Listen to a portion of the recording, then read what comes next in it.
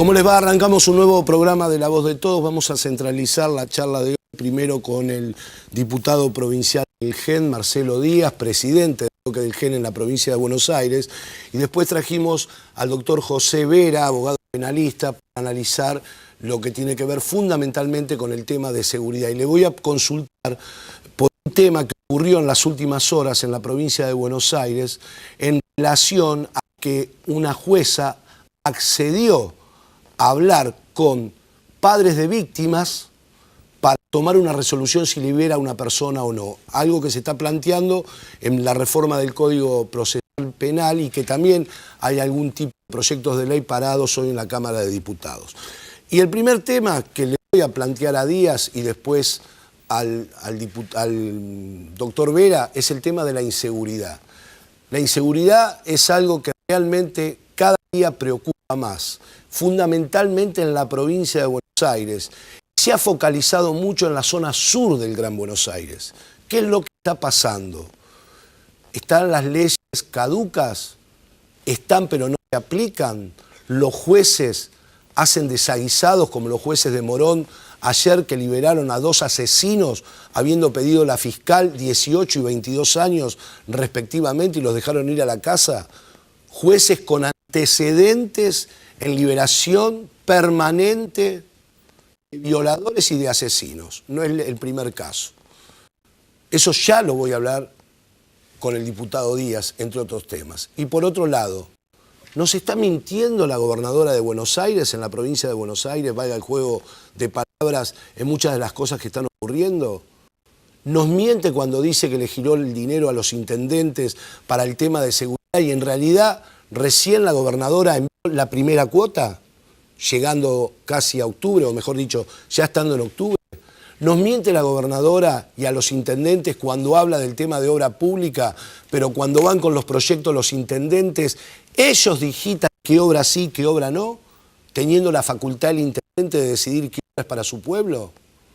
Bueno, estas son cosas que también le voy a preguntar a Marcelo Díaz. ¿Cómo le va, diputado? ¿Qué dice?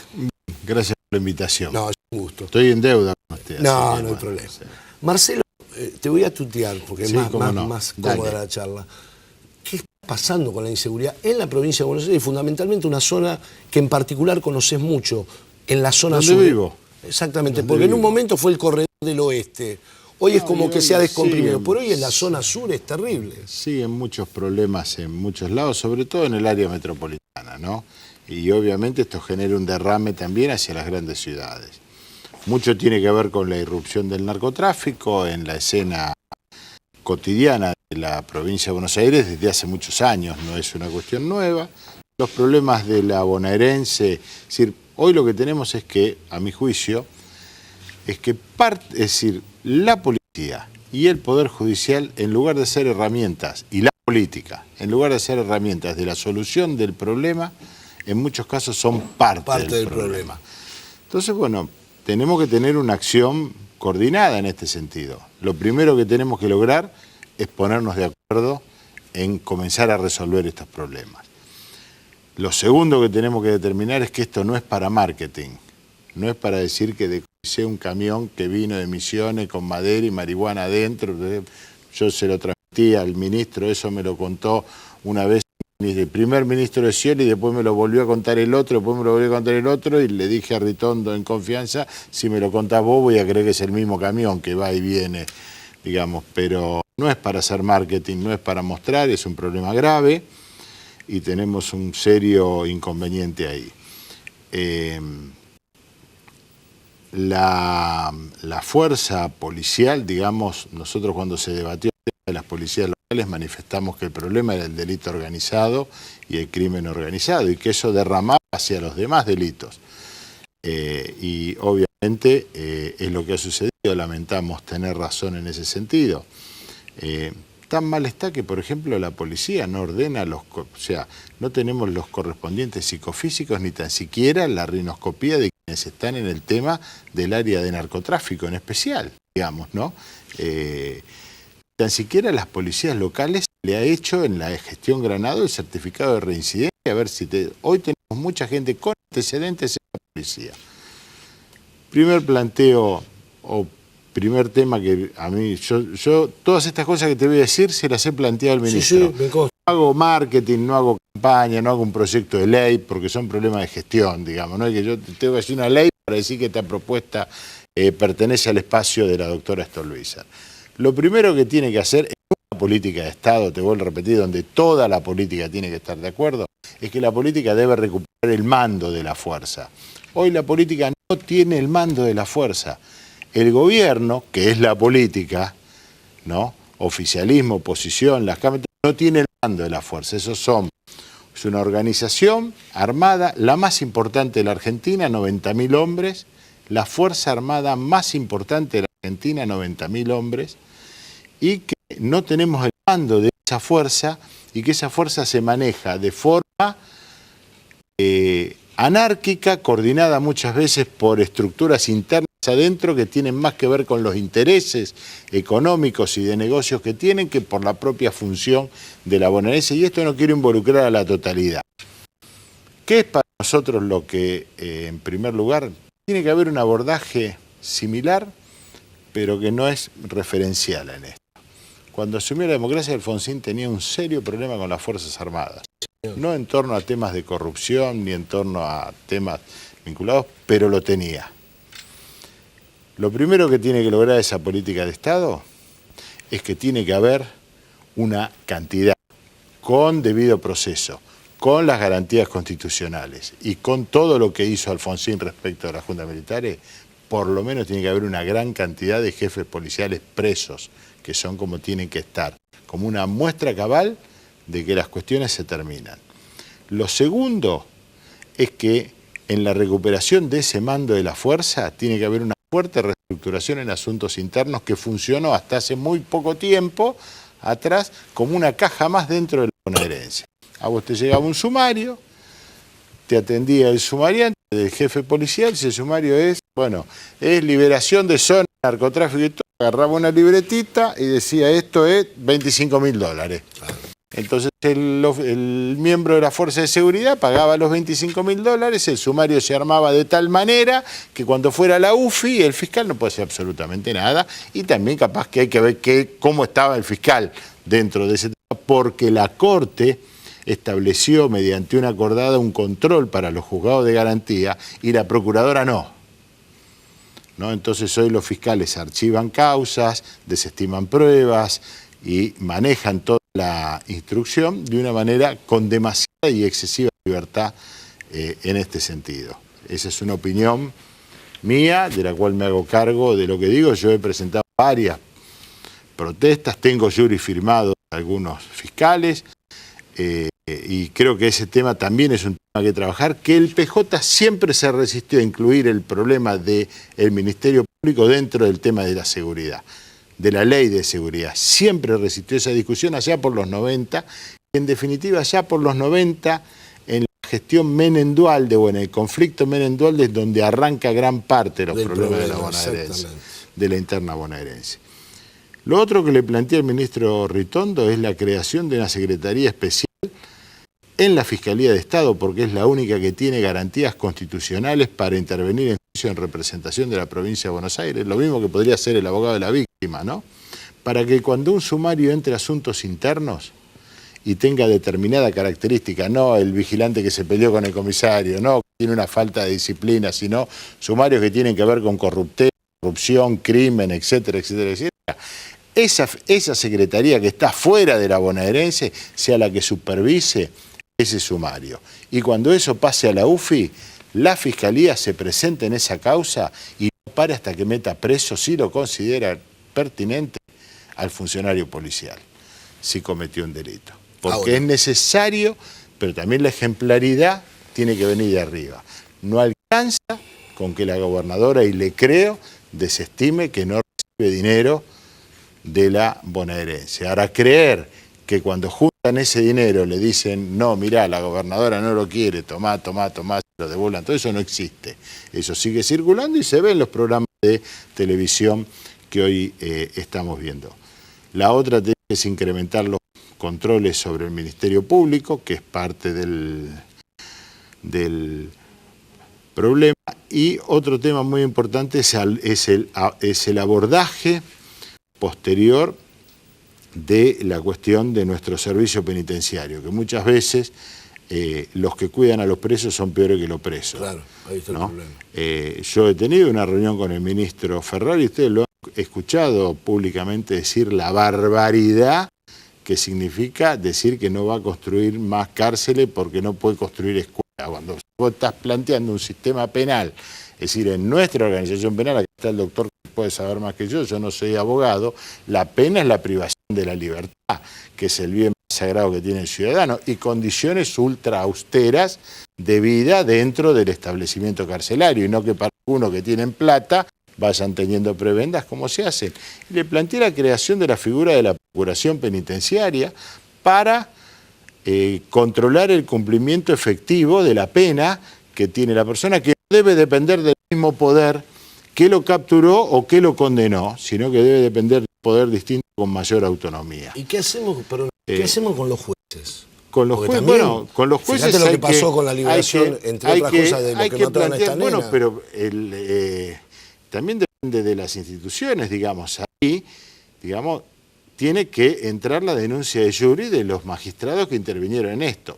Ojo, hacer una denuncia de jury de un magistrado no es que yo vengo, agarro y digo yo. Hoy casualmente contesté un mensaje en mi fanpage de una persona de Morón que me pedía que hoy presentara la denuncia de jury para los... Y le contesté, yo estoy atrás de mi fanpage, digamos, ¿no? A veces contestando los mensajes. Y le contesté que obviamente la preparación de una denuncia de jury no es una cuestión de 24 horas, pero obviamente que vamos a estudiar el tema, lo vamos a ver, pero mucho más lo tiene que ver el gobierno, que tiene la Secretaría Específica que depende del Senado, el vicegobernador, en lugar de andar boludeando la interna radical, tendría que agarrar y ver que el jury depende del Senado para ver cómo inicia la denuncia de jury, en el caso que corresponde, que yo creo que sí, contra esta sala que liberó a estas tres personas. Después está, y vuelvo a repetirte como tema, esta es una lucha larga, el problema está enquistado, ya no lo arreglamos con las propuestas o con las cuestiones que solíamos plantear antes en nuestra juventud, en la época de la democracia, digamos, y todo. Hoy tenemos un fuerte cáncer con mucha metástasis, digamos, y entonces las soluciones son mucho más profundas y el bisturí es mucho más adentro de lo que podía ser, y cada año que pase va a ser peor si los que no tenemos connivencia con el tema narcotráfico, con los barras que son parte del menudeo narco con protección policial.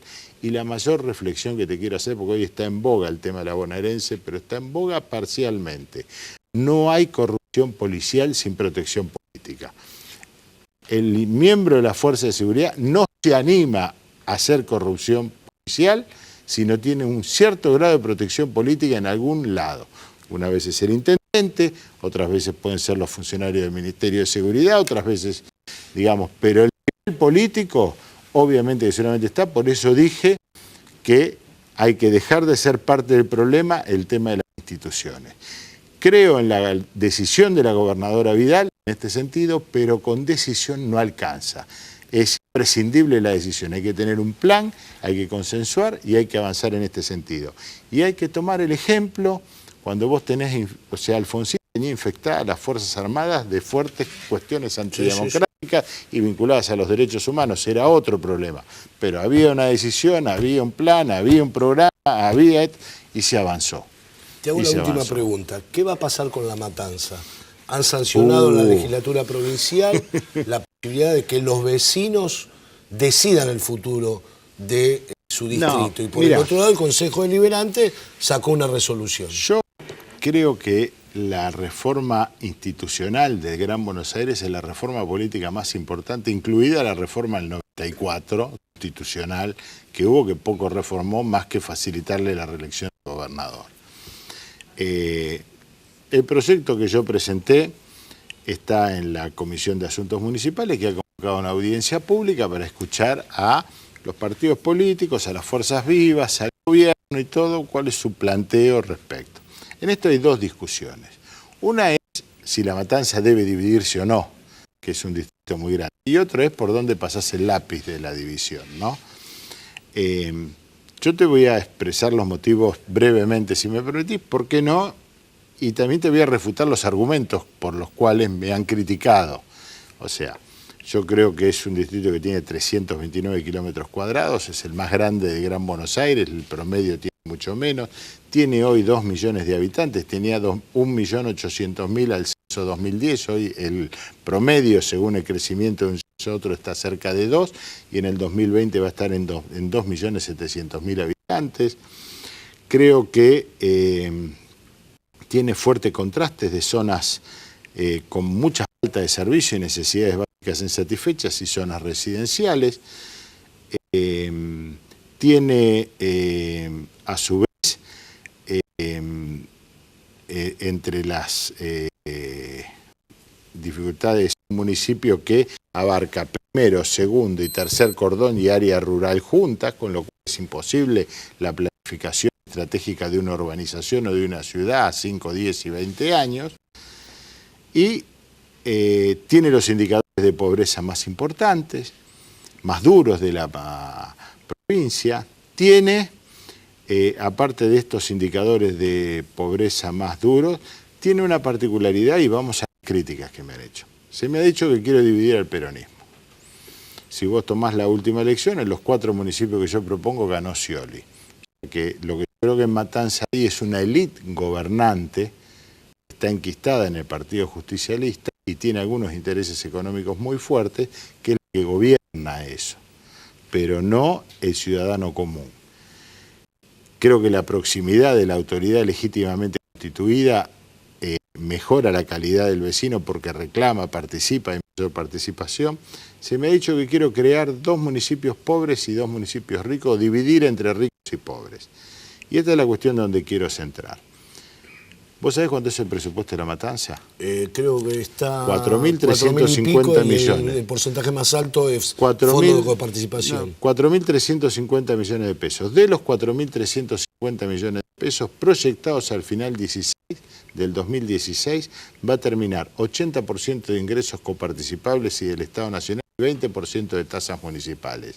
Dentro de ese 20% de tasas municipales, el 65% es la tasa de servicios generales, que ahí podés sí tener una diferencia de rico y pobre, y el 35% es la tasa de seguridad e higiene o de la tasa industrial, donde las mayores industrias están del otro lado del camino de cintura. Ahora vamos a la coparticipación, que es el 70%. La coparticipación se divide por un coeficiente que se llama CUT, coeficiente único de distribución. A La Matanza le corresponde el 7,9% de la masa coparticipable, que es alrededor del 16,50%, según la ley 10.559. El 58% es cantidad de habitantes, de modo que es igual para todos. Hay un índice que influye, que es del 23%, que se llama capacidad contributiva inversa. ¿Qué quiere decir? Que a menores recursos, más copa, ¿no? Si vos te cuento acá, que acá está el 20, que se distribuye de la manera que yo te dije, y acá está el 23, que se distribuye de la manera que yo te dije, favoreciendo a las zonas para que el televidente se entienda del camino de Cintura hacia Cañuelas, ¿no? Vas a llegar a la conclusión que las zonas pobres subsidian a las zonas ricas. Yo te doy dinero en función de los grados de pobreza que tenés, y vos no lo aplicás en ese sentido. Y por eso tenés esa dificultad. La Matanza tiene el mayor PBI industrial de la provincia de Buenos Aires por distrito. Sin embargo, en épocas de crecimiento, cuando disminuye la pobreza en toda la provincia de Buenos Aires, en La Matanza disminuye a un ritmo menor que el resto. No, disminuye a un ritmo menor. El 60% de las personas trabajan dentro de Matanza, de los que tienen empleo, y los traslados son ahí. No es como en otros distritos que se trasladan a la capital federal. Y con todo esto, el otro día estuve con las cámaras empresarias de la Ferrer, me decía que en el centro de la Ferrer tienen 8 semáforos, viven 600.000 habitantes, ¿no? Y así vas viendo, en González Catán no hay cloacas, no hay agua, y está la Mercedes-Benz, que es la industria que más aporta. Encima le clavaron el relleno sanitario y no ¿Cómo vas a poner un relleno sanitario y no preocuparte en tener cloacas en esa zona, digamos, donde vive la gente? Y cuando me preguntaron si era un feudo la matanza, yo dije que era un califato, no era un feudo. ¿Sabés? Con estos números que yo te di, que son números, el número tiene la particularidad que no miente. Vos lo podés ver de distintas formas, lo podés ver de un lado y de otro, y tiene algún enfoque. Por ejemplo, me salgo del tema y tiene un enfoque. Vos vas a un lugar y te dicen, pago con tarjeta 10% de recargo y te causa mal. Pero si el mismo cartel dice pago en efectivo 10 de descuento, no te multa. Sin embargo, el número es el mismo, ¿no? Bueno, con todos estos números que yo te di que pueden ser analizados desde una óptica y otro, ¿sabés cuánto dinero tiene colocado a plazo fijo el municipio de La Matanza? Un montón. 1.500 millones de pesos colocados en letra de tesorería y plazo fijo a la propia provincia de Buenos Aires, que es la que le da los recursos para atender a los sectores más pobres. Y de libre disponibilidad 800 millones, más del 50% del presupuesto.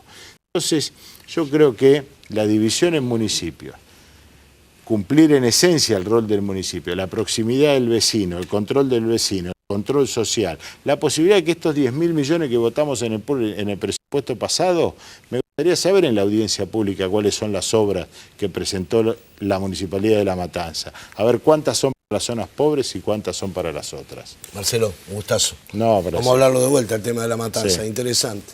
Doctor, ¿cómo le va? ¿Qué tal, Daniel? Me quedan 8 o 9 minutos, porque la verdad que el diputado es un libro abierto, la verdad, tocamos varios temas, pero puntualmente, ¿qué está pasando con el tema de la seguridad? ¿Qué está pasando con la justicia en la provincia, que sabemos que es lo que conoce en profundidad? ¿Qué está pasando?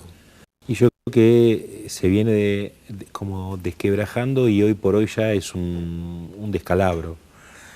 Hay cuestiones que durante un tiempo pudieron gestionarse con complicidades del poder político en cuanto a que la policía gestione la seguridad y de alguna manera en pacto con sectores que digamos activan o llevan adelante actividades ilícitas, era como una especie de regulación. Hoy por hoy, al haberse cortado eso por una decisión política, lo que hicieron está bien, como decía el diputado.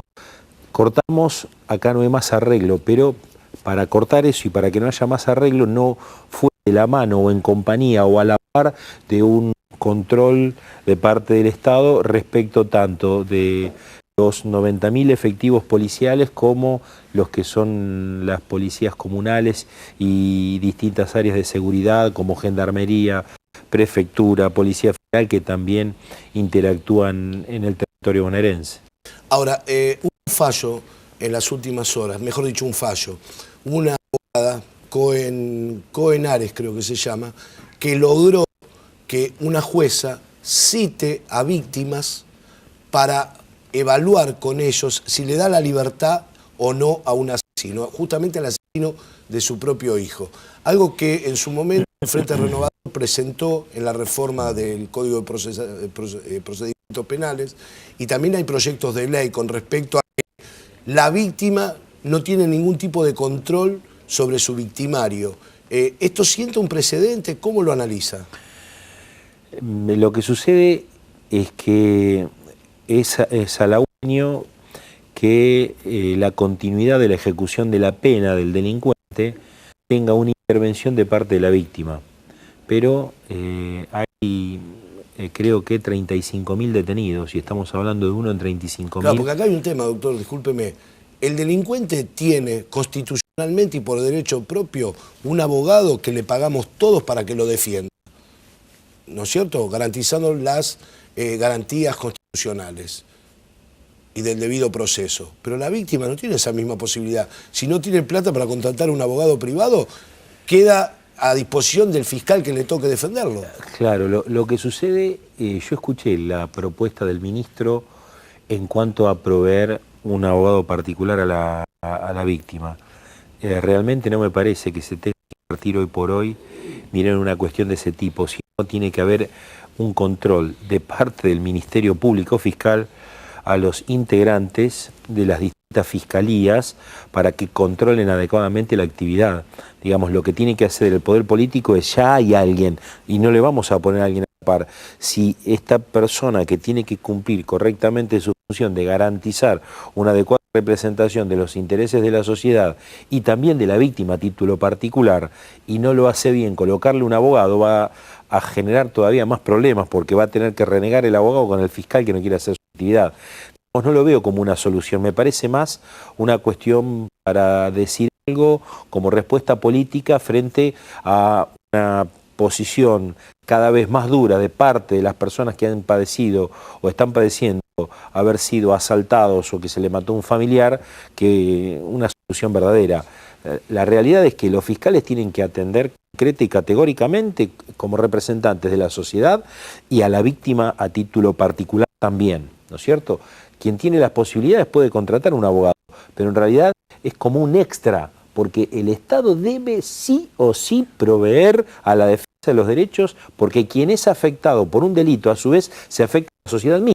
Que roben en un barrio a una persona, a una parada de un colectivo, afecta a todos los que trasuntan por ahí, y es el Estado quien los debe representar a través del Ministerio Público Fiscal.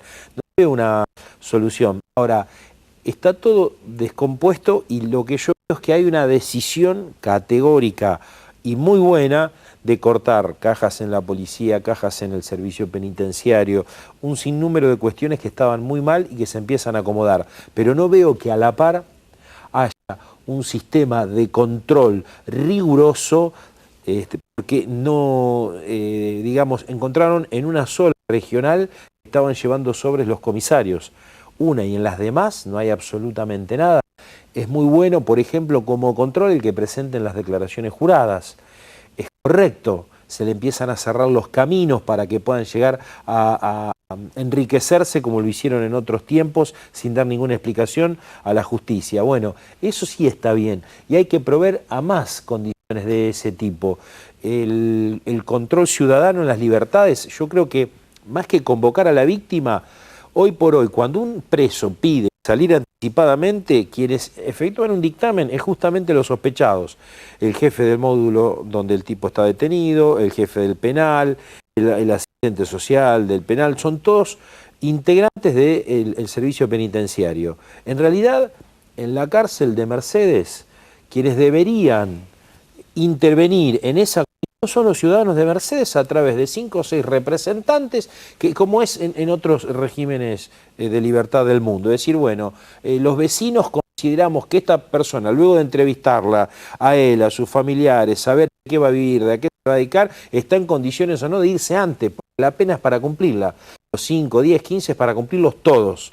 Hay un beneficio anticipado si se dan determinadas condiciones, pero es la excepción, no la norma.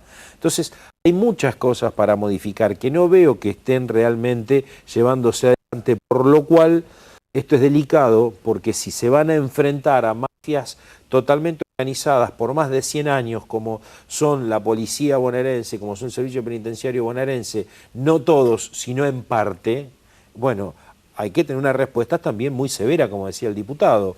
Bueno, van a tener que empezar a ir presos los que tienen que ir presos, tampoco puede haber una casa de brujas, ¿no es cierto? Sino que analizar bien los probos, cómo puede ser de que en un mero análisis se establecen de que no sé cuántos de la policía local no saben disparar, y yo los veo en cada esquina armados, con el celular en la mano. Yo digo, esquivo, porque no vaya a hacer cosa que se arme un tiroteo. Este tipo no mató 5 veces. Afortunadamente hasta ahora no se dio, pero las soluciones ¿cuáles son? Y mejor capacitación y fundamentalmente mayor control.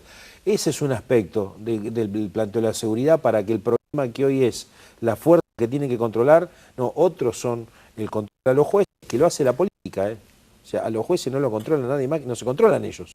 Los hace el Senado de la provincia de Buenos Aires en el caso de nuestra ciudad. Y después, lo fundamental, el otro día se dio una encuesta esta semana de que decían que las personas que viven en Tigre y en el partido de Ezeiza son las que se consideran más seguras. Bueno, ¿qué hicieron los intendentes durante los últimos 10 años para que esto suceda de esta manera? Y eso es lo que hay que copiar. Yo creo que la solución comienza por un compromiso de los que están ahí, en el mismo pueblo, en la misma ciudad. Doctor, un gusto, gracias, como Gracias, siempre. Daniel. En 7 días nos reencontramos. Pásenla bien, chao.